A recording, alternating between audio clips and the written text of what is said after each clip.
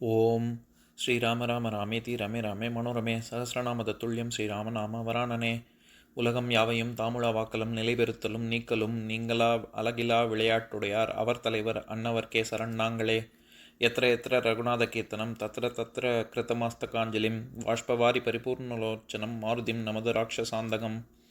அஞ்சிலே ஒன்று பெற்றான் அஞ்சிலே ஒன்றை தாவி அஞ்சிலே ஒன்று ஆறாக ஆரியர்க்காக ஏகி அஞ்சிலே ஒன்று பெற்ற அணங்கை கண்டு அயலாரூரில் அஞ்சிலே ஒன்றை வைத்தான் அவன் எம்மை அழித்துக் காப்பான்.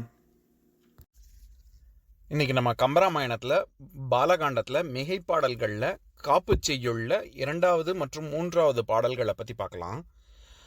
இப்போ 2வது பாட்டை படிக்கிறேன் கேளுங்க. நீலமாம் கடல் நேமியம் தடக்கை மாலை மால்கெட வணங்குதும் மகிழ்ந்தே. இதுதான் பாட்டு. இப்போ பதம் பிரித்து பொருள் பார்க்கலாம்.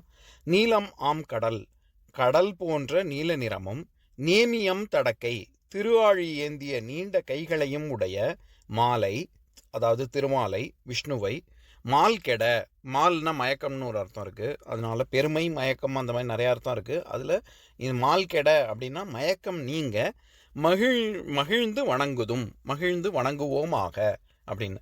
நம்ம இந்த இடத்துல நீலமாம் கடல், அதாவது விஷ்ணு எப்பேற்பட்டவர் அப்படின்னு வர்ணிக்கிற இடத்துல அவர் நீல நிற கடல் போன்ற நீல நிறத்தை உடையவனும், நேமியம் தடக்கை சக்கராயுதத்தை ஏந்திய நீண்ட கைகளில் ஏந்தியவனுமான விஷ்ணுவை, நமது மயக்கம், இந்த உலகமே ஒரு மாயை அப்படின்னு சொல்கிறாங்கல்ல, அந்த மாயையிலிருந்து நாம் நம்மளை காப்பாற்றி கொள்வதற்கு மகிழ்ந்து அவனை வணங்குவோம் அப்படின்னு சொல்கிறாங்க.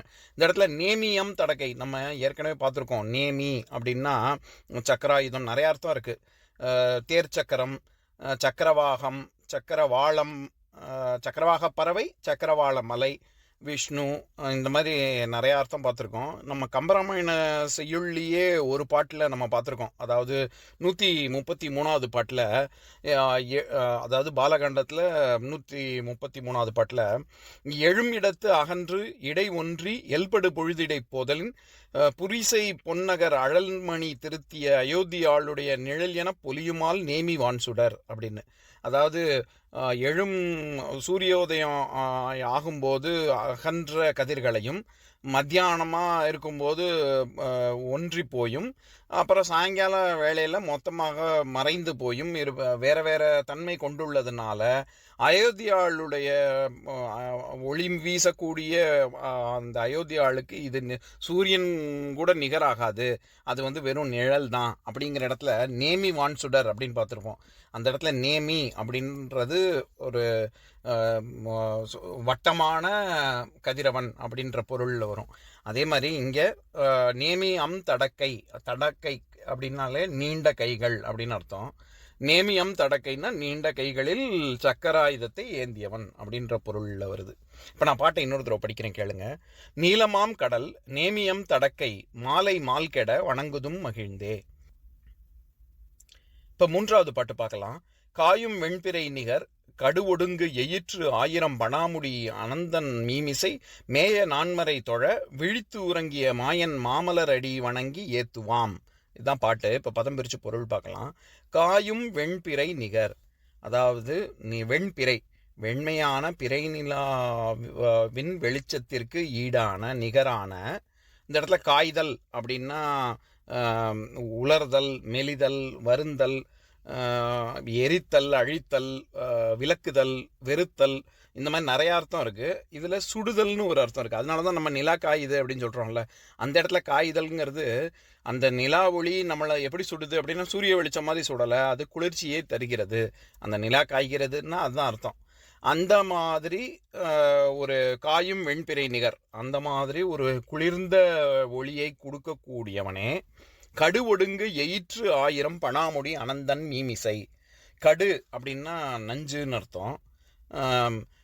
ஒடுங்கு எயிற்று, நஞ்சை தனக்குள் வைத்து கொண்டு, எயிற்று 1000, அதாவது விஷப்பாம்பு. இங்கே இந்த இடத்துல ஆதிசேஷனை சொல்கிறாரு.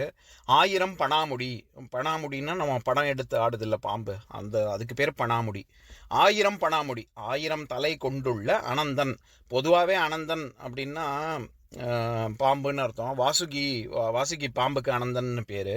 இந்த இடத்துல அனந்தன்னு சொல்கிறது ஆதிசேஷனை குறிக்குது. நம்ம பொதுவாகவே நம்மளுடைய சனாதன தர்மத்தின்படி வேதாந்தத்தின்படியே அனந்தம் அப்படின்னாலே அது வந்து முடிவில்லாதது அப்படின்னு நம்ம சொல்கிறோம்ல. ஆனால் ஆரம்பம் இருக்கான்னு கேட்டால் ஆரம்பம் இருக்குது, முடிவு தான் இல்லை. ஆனால் நித்தியம் அப்படின்னா ஆரம்பமும் இல்லை முடிவும் இல்லை அப்படின்னு அர்த்தம். அனித்தியம் அப்படின்னா அதுக்கு ஒரு ஆரம்பமும் இருக்குது முடிவும் இருக்குது அப்படின்னு அர்த்தம். அதனால தான் நம்ம பிறப்பு இறப்பு எல்லாமே அனித்தியமானது அப்படின்னு சொல்கிறோம்ல. அப்படின்னா என்னென்னா இதுக்கு ஒரு தொடக்கமும் இருக்குது முடிவும் இருக்குது அப்படின்னு அர்த்தம். அனாதி அப்படின்னா அதுக்கு வந்து ஒரு ஆரம்பமே இல்லை அப்படின்னு ஒரு அர்த்தம். ரொம்ப ரொம்ப காலமாக இருக்குது, ரொம்ப ஒரு பிகினிங்கே இப்போ இல்லை.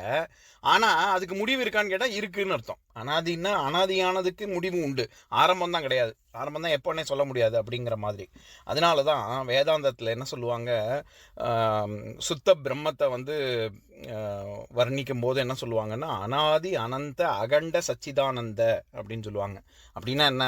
அனாதி அப்படின்னா ஆரம்பம் இல்லாதது, அனந்த அப்படின்னா முடிவில்லாதது, அகண்ட அப்படின்னா நடுவில் ஒரு விட்டு விட்டு வர்றது. நடுவில் இருக்கு, அப்போ ஆரம்பம் இல்லை முடிவு இல்லை. சரி, நடுவில் கொஞ்சம் கொஞ்சம் இல்லாமல் இருக்குமா அப்படின்னு கேட்டால் இல்லை, நடுவுலையும் ஒரு அன்ப்ரோக்கன் செயினாக அப்படி கண்டினியூ ஆகுது. அதுதான் அகண்ட பாரத்துக்கும் அதுதான் நம்ம அதனால தான் அகண்ட பாரத் அப்படின்னு சொல்கிறோம். ஏன்னா அந்த ஆப்கானிஸ்தான் அந்த எல்லையிலிருந்து இந்த பக்கம் பர்மா வரைக்கும் அகண்ட பாரத்னா நடுவில் எங்கேயுமே கூறு போடாமல் முழுவதுமாக பாரதமாக இருக்கக்கூடிய பாரதம்னு அர்த்தம். அதனால அகண்ட அப்படின்னா அன்ப்ரோக்கன் அப்படின்னு அர்த்தம். சச்சிதானந்தங்கிறது நம்மளுடைய ஒரு ஒரு சத்து சித்து ஆனந்தம், ஒரு பரவச நிலையை குறிக்கக்கூடியது. எதுக்கு இதை சொல்ல வரேன், இந்த இடத்துல அனந்தம். இப்போ நம்ம இன்ஃபினிட்டிங்கிறதுக்கே இன்ஃபினிட்டிங்கிற சிம்பிள் வந்து எப்படி போடுறோம், 8ங்கிற நம்பரை பக்கவாட்டில் போட்டால் அதுதானே இன்ஃபினிட்டிங் குறிக்குது. அது ஏன் அப்படி குறிக்குது அப்படின்னா அந்த சிம்பிளை உருவாக்கினது வந்து என்ன, ஜான் வேலிஸ் அப்படி இப்படின்லாம் சொல்லுவாங்க. அப்படிலாம் கிடையாது. அந்த காலத்திலேயே நம்ம நிறையா வழக்கத்தில் வைக்கிங்ஸாக இருக்கட்டும், நம்மளுடைய சனாதனமாக இருக்கட்டும், அந்த காலத்திலேயே வந்து கடவுளை குறிக்கிறதுக்கே அந்த குறியீடு தான் பயன்படுத்துவாங்க. ஏன்னா வைஷ்ணவ சம்பிரதாயத்துலேயும் சரி, நம்ம பொதுவாகவே கடவுள் வந்து இப்போ அனந்த கோடி நமஸ்காரம் அப்படின்னு தானே சொல்கிறோம். அப்படின்னா என்ன அர்த்தம்? அனந்த கோடி நமஸ்காரம்னா இன்ஃபினைட் டைம்ஸ் நான் உனக்கு போ பண்ணுறேன், உன்னை வணங்குறேன் அப்படின்னு அர்த்தம். முடிவில்லாமல் இன்ஃபைனட்டாக போயிட்டே இருக்குது அப்படின்னு அர்த்தம். ஆனால் அதுக்கு ஆரம்பம் இருக்குது.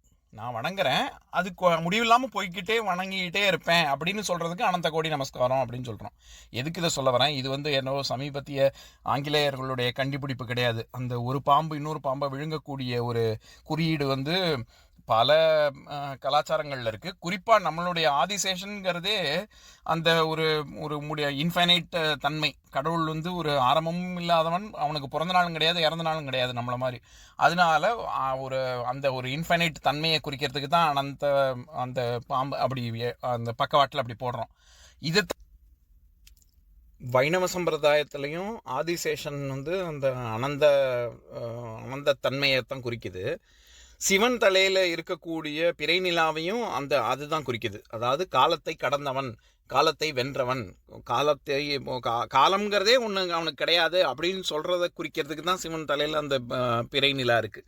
எதுக்கு இதை சொல்ல வரேன், நம்ம இந்த பாட்டில் 1000 பணாமுடி அனந்தன் மிசை அப்படின்னால மலர் மிசை ஏகினான் மானடி சேர்ந்தார் நிலமிசை நீடு வாழ்வார்ல வர்றது அதன் மீது அப்படின்னு சொல்கிற மாதிரி. சிந்து நதியின் மிசை அப்படின்னு சொல்கிறோம்ல, அதன் மீதுன்னு அர்த்தம். மிசை அப்படின்னா அதன் மீது அளவுகள் இல்லாமல் ரொம்ப ரொம்ப ஜாஸ்தி, அளவுக்கு அதிகமாக அப்படின்னு அர்த்தம். அதனால தான் மீதூன் விரும்பேல் அப்படின்னு மகர வர்க்கத்தில் ஆத்திச்சூடியில் ஔவையார் சொல்லியிருப்பாங்க. மீதூன் விரும்பேல்னா அளவுக்கு அதிகமாக நீ வந்து பேராசப்படாத அப்படின்னு சொல்கிறதுக்கு.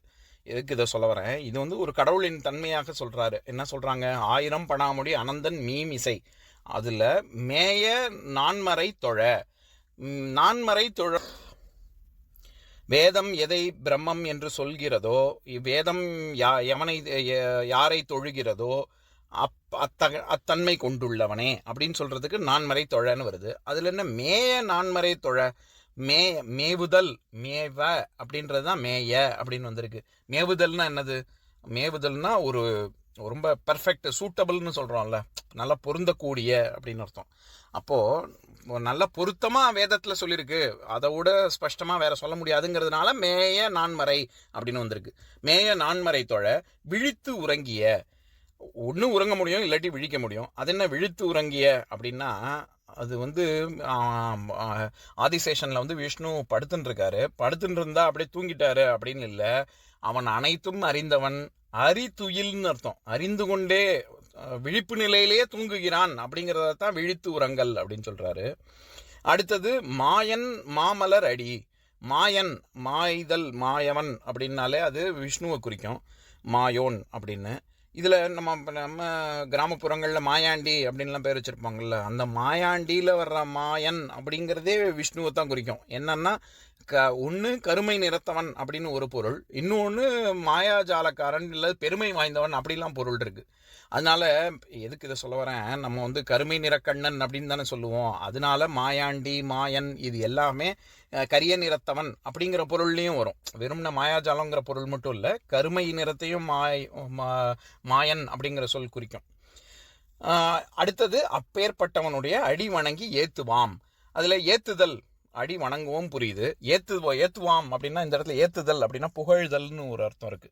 அதனால தான் நம்ம விளக்கேற்றுறோம் அப்படின்னு சொல்கிறோமே, அதில் விளக்கு பற்ற வைக்கிறோம் அப்படின்றோம், ஓகே. அது என்ன விளக்கு ஏற்றுதல் அப்படின்னா, சும்மா அந்த இடத்துல இருட்டாக இருக்குது, அதனால வெளிச்சமாக ஆக்கிட்டு சுவாமி ரூமில் விளக்கு ஏற்றிட்டு அந்த இடத்துல வெளிச்சத்தை கொண்டு வந்துட்டு போகிறோன்னு அர்த்தம் கிடையாது.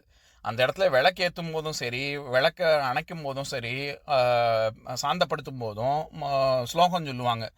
எப்பவுமே அந்த விளக்கேற்றுறதே என்ன, நமக்குள்ள இருக்கிற இருள் போனோன்னு. சுவாமி ரூம்ல வெளிச்சம் வேணும்னா லைட்டை போட்டு போகலாமே, அப்படி அர்த்தம் இல்லை.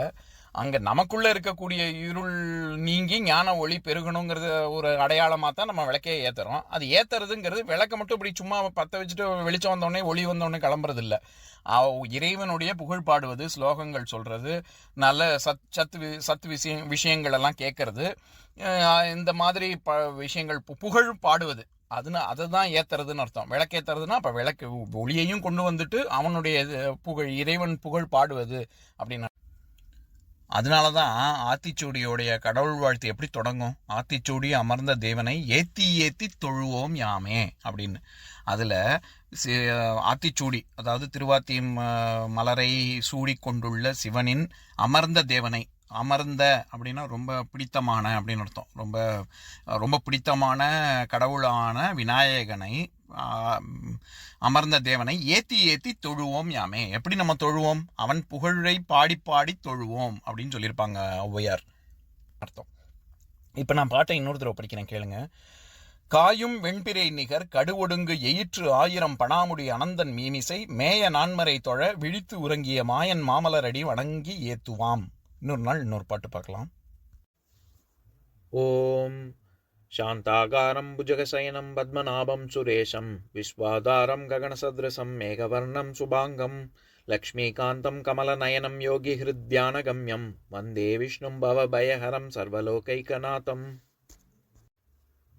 உம்பரோடு இம்பர்காரும் உலகம் ஓர் ஏழும் ஏழும் எம்பெருமான் என்று ஏத்தி இறைஞ்சி நின்று ஏவல் செய்ய தம்பியரோனும் தானும் தருமமும் தரணி காத்தான் அம்பரத்து அனந்தர் நீங்கி அயோத்தியில் வந்த வள்ளல். ஓம் பூர்ணமதః பூர்ணமிதம் பூர்ணாத் பூர்ணமுதஸ்யதே பூர்ணஸ்ய பூர்ணமாதாய பூர்ணமேவாவசிஷ்யதே. ஓம் சாந்தி சாந்தி சாந்திः. ஓம் சர்வேஷாம் ஸ்வஸ்திர்பவது சர்வேஷாம் சாந்திர்பவது சர்வேஷாம் பூர்ணம் பவது சர்வேஷாம் மங்களம் பவது. ஓம் சாந்தி சாந்தி சாந்திः. ஓம் சர்வே பவந்து சுகினः சர்வே சந்து நிராமயாः சர்வே பத்ராணி பஷ்யந்து மா கஷ்சித் துக்கபாக் பவேத். ஓம் சாந்தி சாந்தி சாந்திः.